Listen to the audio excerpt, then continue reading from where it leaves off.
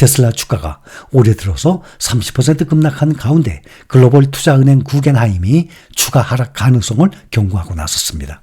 오늘 CNBC에 따르면 구겐하임은 일론 머스크 테슬라 최고 경영자의 자율주행 비전을 시장이 받아들이지 않을 경우 주가가 지금보다 약 30% 정도 더 빠질 것이라고 강조했습니다.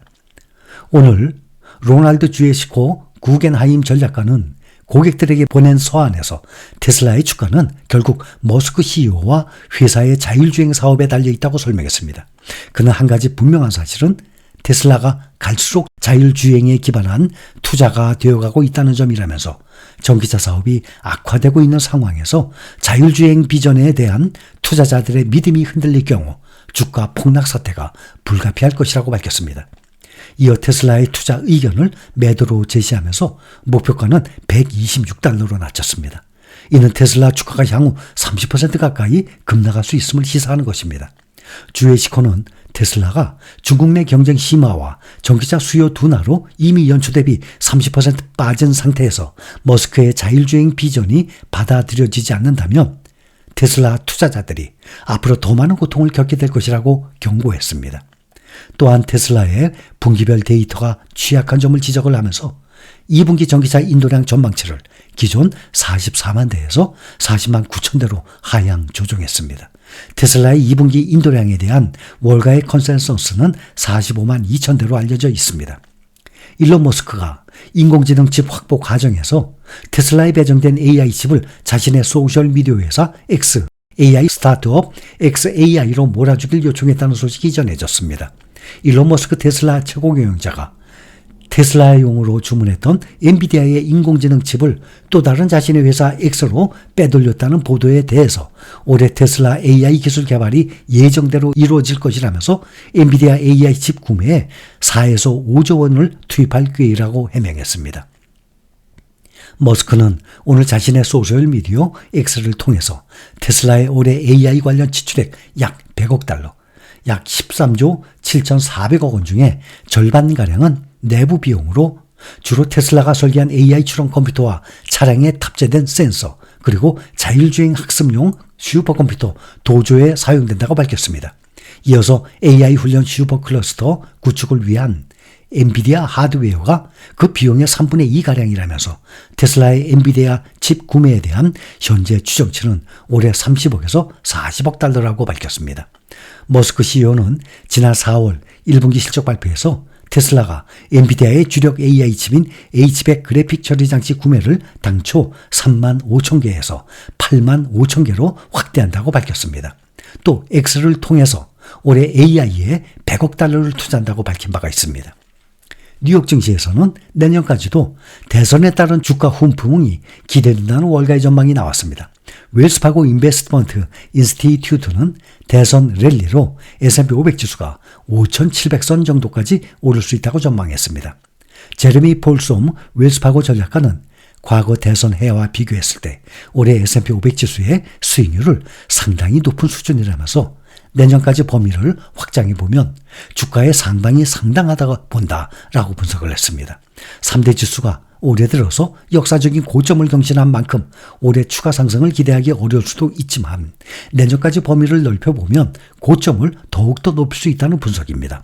폴솜 전략가는 지난 2012년, 2020년 대선 이듬해 S&P 500 지수가 직전 해에 비해서 47%가 넘는 높은 수익률을 기록한 바가 있다고 분석했습니다. 곧 이어서 연준의 금리 인하가 전망되는 점도 주가지수 상승에 힘을 실어주는 요인이라고 폴솜 전략가는 덧붙였습니다. 그는 현재 투자 여건에서 현금 등이 매력적이지만 연준의 연방기금 금리가 낮아질 것이라는 점을 고려할 때 자금을 장기적으로 유치하기에 좋은 장소라고 생각하지 않는다고 말을 했습니다. 펀드스트랙 글로벌 어드바이저의 톰 리 전략가는 미국 CNBC에 출연해서 S&P 500이 이번 달 사상 최고치를 경신하면서 월말에는 5,500선에 도달할 것이라고 전망했습니다. S&P 500 지수가 오늘 현재 5,291이니까 이달 말까지 약 4% 정도 더 오를 것으로 전망했습니다. 톰리는 인플레이션이 예상보다 완화하고 고용시장이 식고 있지만 극적으로 약해지고 있지는 않다면서 이는 주식의 우호적인 상황이라고 말했습니다. 그는 4월 매도세는 사실 아직 완전히 다 회복되지 못했기 때문에 5월에 반등이 있을 것이라고 생각했고 6월까지 넘어가게 됐다고 말했습니다. 글로벌 투자은행 스티펠이 대규모 증시 조정을 경고하고 나섰습니다. 스티펠은 S&P 500 지수가 9월 말까지 10% 이상 급락을 해서 올해 상승분을 모두 반납할 것으로 내다봤습니다. 오늘 베리 베니스터 스티펠 최고 주식 전략가는 고객들에게 보낸 서한에서 주식 투자자들이 올해 하반기에 보수적인 포지션을 취해야 한다고 설명했습니다. 그는 미국 증시를 둘러싼 인플레이션 리스크가 하반기에도 계속될 것이라면서 연준의 금리 인하 일정도 지연될 것이라고 강조했습니다. 이어서 인플레이션 고착화와 함께 경제 성장이 둔화되는 과정에서 스태그플레이션이 도마 위에 오를 것이라면서 S&P 500 기업들의 주가 수익 비율도 하락해서 주식시장에 부담을 줄 것이라고 밝혔습니다. 베리 베니스터 수석 전략가의 증시 전망은 시장이 계속해서 신고점을 경신할 수 있을지 아니면 일시적인 조정 장세에 진입할지 의문이 제기되는 시점에서 나온 것입니다. 베니스터는 S&P 500 지수가 올해 9월 말까지 10% 이상 급락해서 4,750선마저 내줄 것으로 전망하고 있습니다.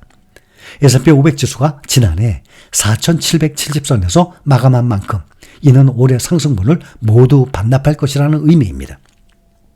올해 여름 동안에 뉴욕 증시의 주요 지수가 더 이상 고점을 높이기는 어려울 수 있다는 월가의 분석이 또 나왔습니다.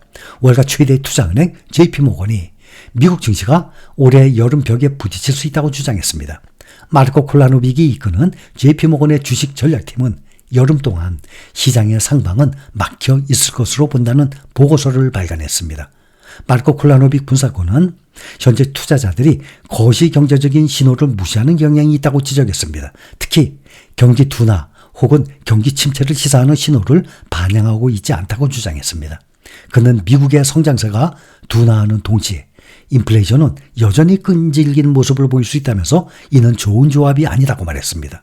또 시장의 인플레이션과 미국 경제, 기업들의 실적에 대한 전망은 들쭉날쭉하며 비합리적인 부분이 있다고 설명했습니다. 그는 기업의 영업이익은 고점을 찍고 있고 총 매출 성장세는 둔화하고 있으며 순이자 비용은 다시 올라가게 될 것이라면서 밸류에이션은 매우 높은 상황이며 투자자들의 심리와 포지셔닝도 고점 부근에 있다고 설명했습니다. JP모건의 미슬라브 마테이카 분석가도 최근 주식시장의 심리가 지나치게 낙관적인 점을 지적한 바가 있었습니다. 또한 JP모건은 게인스탑과 같은 밈 주식의 부활이 미국 증시의 나쁜 신호라고 평가했습니다.